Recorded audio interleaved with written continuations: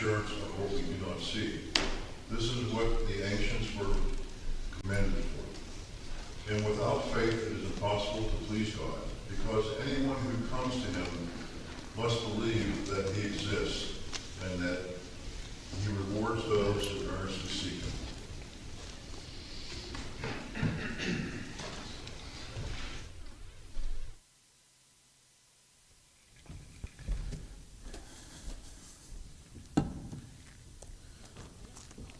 Well, once again, good morning and happy Mother's Day to all the mothers out there. Mother, I see you're here, so happy Mother's Day. I do have a tender spot. I do. We've been talking about this cycle of loving your neighbors. It's the second greatest commandment, to love your neighbors as yourself.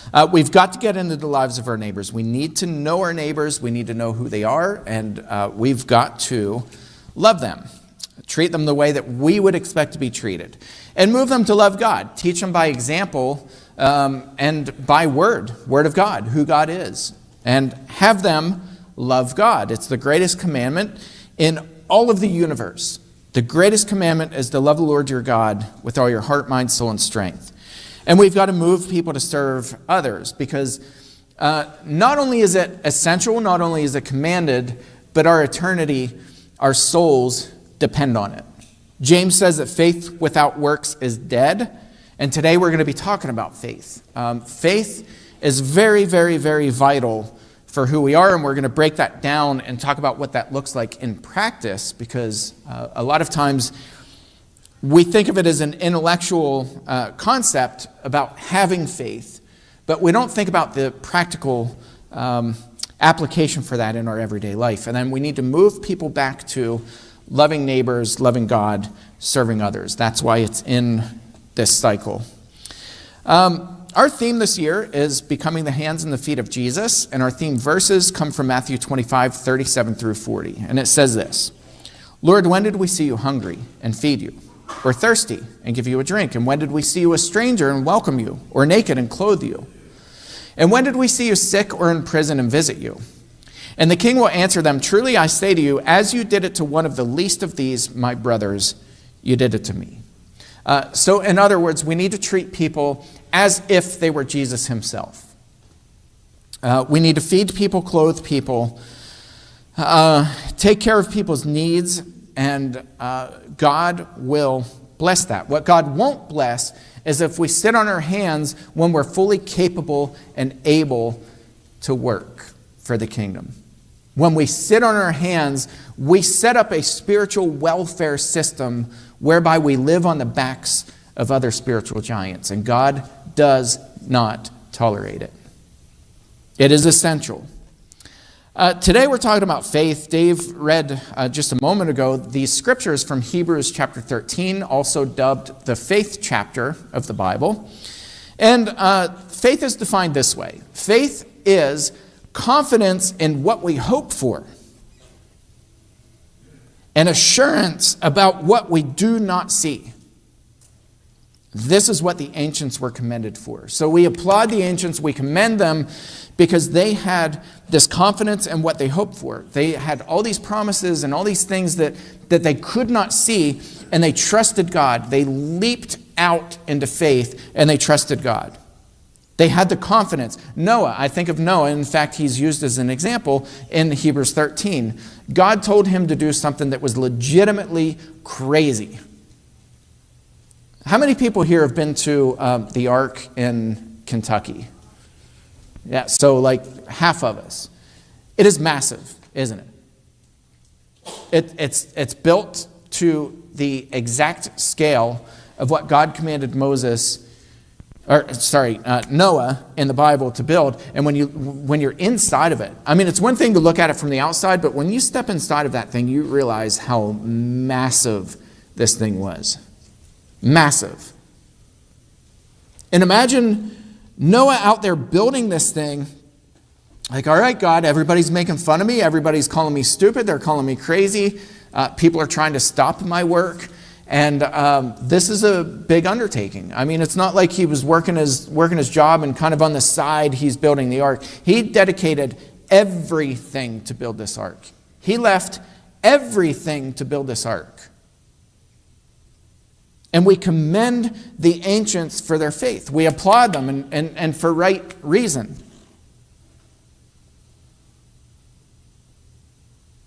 But the author of Hebrews is saying, now where's your faith? Because it's the same faith that God gave the ancients that he gives you. And faith is the confidence in what we hope for and the assurance about what we do not see. Do you have the confidence in what you hope for? Do you have the assurance about what you don't see? Or do you find yourself in a defensive position when people push back a little bit about why you believe in this fake God that you can't see? Right? Do we have the confidence and the assurance, or do we shrink back a little bit? Verse 6, and without faith, it is impossible to please God. Because anyone who comes to him must believe that he exists and that he rewards those who earnestly seek him. Do you believe that? Do we honestly believe that God rewards people who earnestly seek him? Let me read that again. Without faith, it is impossible to please God. Because anyone who comes to him must believe that he exists and that he rewards those who earnestly seek him. If we don't believe this, then what are we doing? And here's where it gets tricky. Because life happens. There are all kinds of things that happen in life that Satan will use to trick you into thinking that God really doesn't care about you, or that God really isn't there, and that if there was a good God wouldn't allow bad things to happen to good people. And we see these things, and even though we say, I've got faith, when life happens, oftentimes it derails Christians. I've seen many, many of my friends leave the faith completely because life happened. And the question is, what will you do when, not if, but when life happens? There's a story in the Bible, and I think most of us are familiar with, and it's, again, one of these passages that we commend Peter for his faith because he walks on water in the storm. Right? There's this big storm that crops up on the water. It's in the middle of the night. In the middle of the Sea of Galilee, the disciples are essentially stranded by themselves, and they're rowing, and they're panicking, and Jesus, who sent them there in the first place, starts walking by them. And they see him, and the first thing they think is this his ghost? And Jesus walks over, and they have this interaction. We're going to read the entire story from Matthew. It's only 10 verses, but it's very powerful. Keep in mind, they had been sent over, or actually had gone over with Jesus to the other side of the Sea of Galilee to get away from people. They had been exhausted physically, emotionally, spiritually. The people were crowding into them so heavily, according to the Gospel of Mark, that they had no leisure even to eat. They couldn't eat, they couldn't sleep, they were sleep deprived, they were deprived of food, and I guess the term that we use is they were hangry. Have you ever been hangry? Raise your hand if you've ever been hangry. You're hungry and angry together because you're tired and you're hungry and you need food and you need it right now. And everybody else who is in front of you is a dumb idiot because you don't have food. We've all been there. They're beyond this point. They're exhausted. They're physically exhausted. And they go over to a desolate place to get rest, and what do they find waiting for them on the shore but thousands and thousands and thousands of people. Jesus has compassion on them because they looked like sheep without a shepherd. He begins to preach to them. And I don't know if you realize this, but preachers back in the day weren't like modern American preachers who preach for 20, 25 minutes. They preached for hours. Jesus would have spoken to this group for hours. They all were hangry, but his disciples were especially hangry. And Jesus turns to them and says, his disciples, and he says, go get them something to eat. You know that little thing that like ticks in the back of your head when you get really hangry? You like start twitching in the center of your skull. And it's like you're about to convulse on the ground. I think his disciples were there. I think they were beyond that point. They're like, what do you mean go get them food? There's not enough money in the world that would feed all these people. So listen what happens. Immediately he made the disciples get into the boat. This is after feeding them. There's the miraculous feeding. Oh no, they didn't get to sleep. They still haven't slept. It's been days. Think about this. It's been days since they laid their heads down and actually got rest. Not only do you have that like angry twitching in the back of your head, but when you get a headache from being tired, and I've been there many times, the headache starts right in the center of your skull, right about here, and then it starts coming down. It reaches your eyeballs. How do the backs of your eyeballs hurt? Those nerves in the very back of your eyeballs, they start feeling very painful. Some of us have been there. Jesus didn't send them to get sleep. Instead, he goes on a mountain by himself to pray, and he sends them in a boat at night to cross over to the Sea of Galilee. And they had to, at this point, have been thinking, why in the world would you send us at night? First of all, not cool.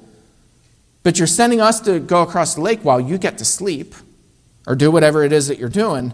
So here's the text. Immediately he made the disciples get into the boat and go before him to the other side while he dismissed the crowds. And after he had dismissed the crowds, he went up on the mountain by himself to pray. When evening came, he was there alone. But the boat by this time was a long way from the land, beaten by the waves, for the wind was against them. And in the fourth watch of the night was between the hours of 3 a.m. and 6 a.m. Anybody who's been a night owl or pulled an all-nighter knows that is the absolute darkest of the dark period of time when your body begins to start to feel the darkness. And I used to drive truck, and I would prefer to drive at night. That was my preferred time because I get, I don't know what the term is. Hangry is when you're hungry and you get angry. I don't know what it is when there's traffic, but that makes me angry. I don't like traffic. I love to drive at night. I would always prefer it and try to shift my schedule to drive at night. But there comes a time, no matter how rested you are, and it's this, it's called the black dog effect. There's actually a movie, Black Dog. Xander and I got to watch that together someday. But the black dog is it's like a legendary myth that when you get so tired and the sun is just about to start rising, they say that if you see a black dog at the end of your hood, that you've already fallen asleep. And it's a real phenomenon. It happens with truck drivers a lot. And a lot of truck drivers will claim that right before they crashed, they saw the black dog.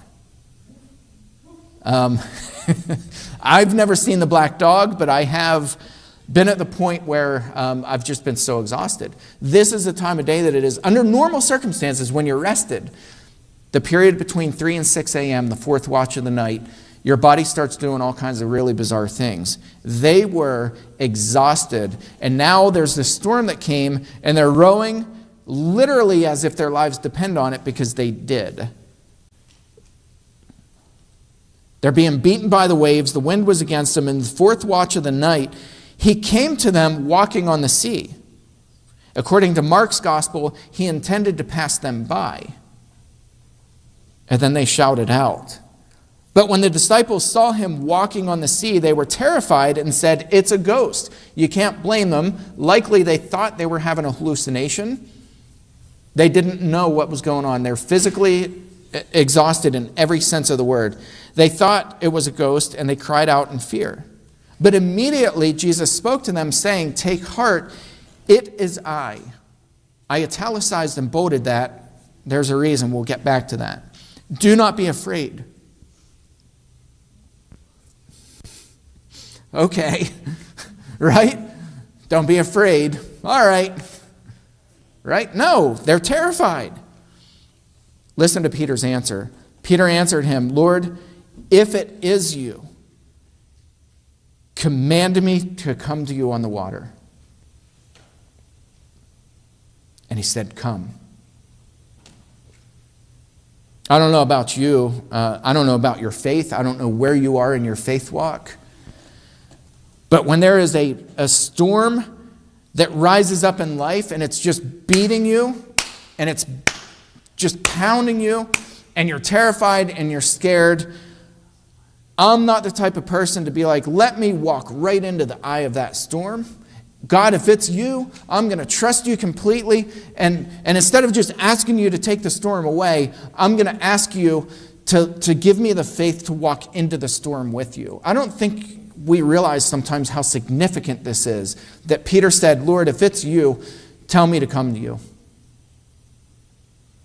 Command me to come to you on the water. I will enter the storm with you, and I'll walk out in faith. And he said, come. So Peter got out of the boat and walked on the water and came to Jesus. But when he saw the wind, he was afraid.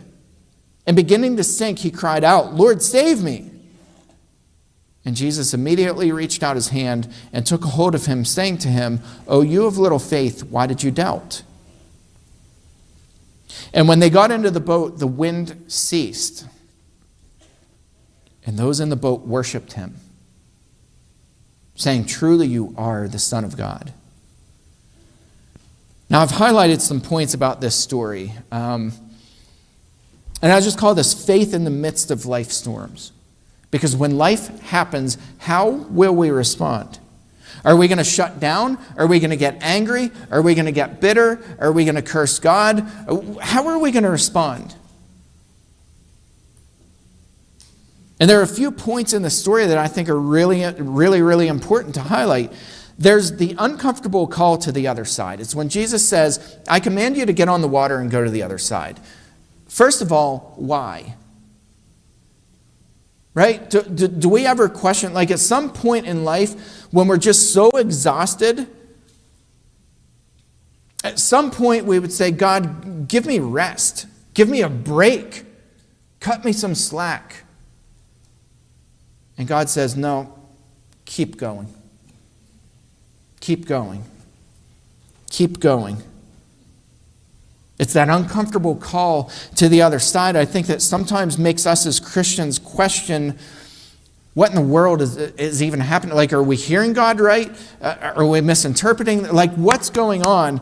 But their faith, and we have to give the disciples credit, their faith caused them to listen to this command. They got in the boat, even though they questioned it, and I think they were probably pretty uncomfortable with that. They were probably upset with Jesus. They still got in the boat and they got on the sea.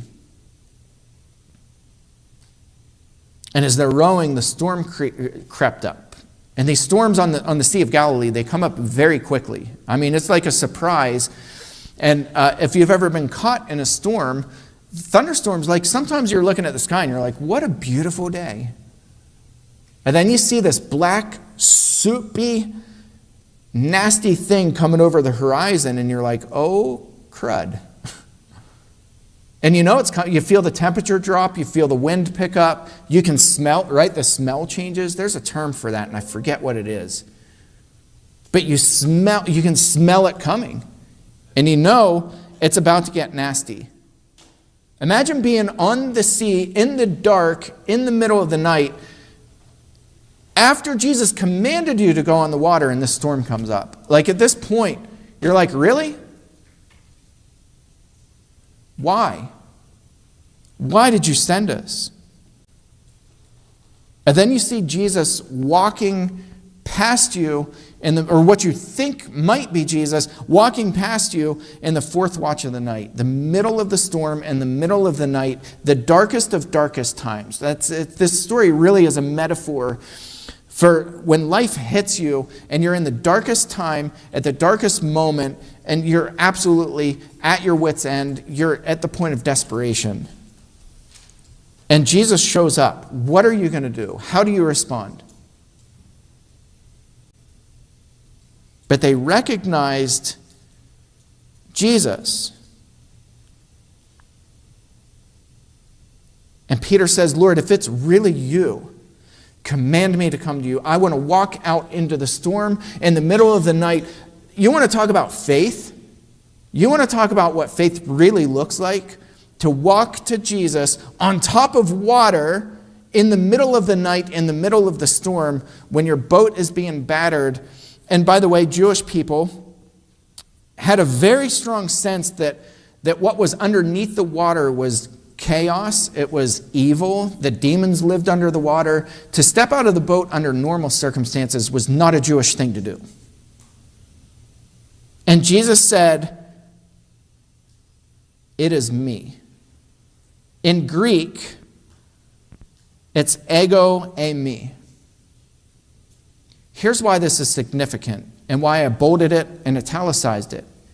In the Septuagint, which is the Greek translation of the Old Testament, do you remember when Moses is at the burning bush and he identifies himself and he's telling Moses, okay, you need to go to Pharaoh and you need to bring this stick and you need to do these signs and you're going to be the one who brings my people out of Egypt. And Moses said, Lord, okay, no, how do I tell Pharaoh that it's really you? Do you remember what he said? Who do I say sent me? And God answered, I am who I am. In the Greek translation of the Old Testament, the Septuagint, that phrase that God used for Moses to say, it is me, I am who I am, is ego eimi. Jesus identifies himself in the middle of the night, in the middle of the storm, as I am. There's a divine essence to this that the Jewish people in that boat would have gotten that message. And this is the voice that calms more than just the waters. Hearing that, I think, enabled Peter to step out of the boat in his faith. Because it brought him back to Moses. It brought him back to that story that says, everything's going to be okay. By the way, he uses that phrase with Elijah as well. I am who I am. Ego eimi. And there's the audacity to step out and the inevitability of the wind. Remember, he stepped out and he's okay for a while until he looks at the wind. And the question is it's like we get up on these great heights and what's our saying? What's our phrase? Don't look down. Of course you're going to look down. We all look down. And it's easy to say, all right, Peter, don't look at the wind. Don't look at the waves that are happening. But human nature is, we're going to look at the wind.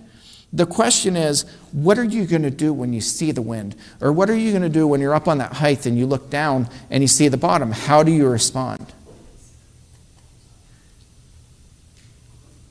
The wind is inevitable. The storms are inevitable. The heights are inevitable. We're going to reach these heights and we're going to reach new areas and places that we've never explored. Life is going to throw things at us that we never guessed would happen. All kinds of curveballs. The question is, how do we respond in the middle of that storm? And Peter gets scared and he starts sinking. And Jesus says, oh, you of little faith. And that's the next point. It's the unseen hand, which is Jesus reaching out to Peter. And it's a question of, why did you doubt? And this is not a condescending, it's not Jesus being angry. It's a gentle reminder that he's still there. Ego eimi is still there. It's me. I'm here. I'm with you in this storm, and everything's going to be okay. And then you have that shift. Something happens when we live in faith, and that fear, that terror turns to worship. We've been there, haven't we? There have been times where some of you have been holding on by a thread. You didn't even know that you had any more left inside of you, and life was beating you up, and life life was just throwing all kinds of stuff at you, and you were crushed and you were broken and you were living in grief and you were experiencing trauma. And then all of a sudden you got to this point and you don't even know how you got there, and you were like, I'm okay. And you realize that you didn't get there on your own. That at some point God was carrying you through that storm, and you were living in faith even though it didn't feel like it at the time, and you felt terrified and you were scared and everything was falling apart around you, but you still kept holding on. There's this shift from terror to true worship, and the storm is the catalyst for the revelation for us to see Christ clearly. And a lot of times we want the storm taken away. We want like the easiest life in the world because we're Americans, and we want like I want no pain, and I've talked about this before. I want to die in the middle of my sleep at the age of 99.75 years old, and I want it to be this peaceful transition, and I want to live a perfectly healthy life with no pain or anything until I'm 99 3/4, and then one day within a 24-hour period, I just want to close my eyes and die peacefully in my sleep. And guess what? Life doesn't work that way, does it? And a lot of times the storm in our lives are this catalyst for revelation when we live in faith and we see Jesus clearly. And there's something that shifts inside of us where we fall down and we worship Him. I mean, truly worship Him because we get it. So I want to go back to the beginning, to this phrase, verse 6. Without faith it is impossible to please God, because anyone who comes to Him must believe that He exists and that He rewards those who earnestly seek Him. Seek Him, even in the midst of storms. Go out this week, live your life full of faith, and bless other people. Be prepared for the. They're going to happen. But also be prepared to respond in faith, even when you're scared and you're terrified. It's okay to be scared. It's okay to be terrified. But live your life in faith and live your life to please God, because He will reward us. That's your message for the week. If there's anybody who is not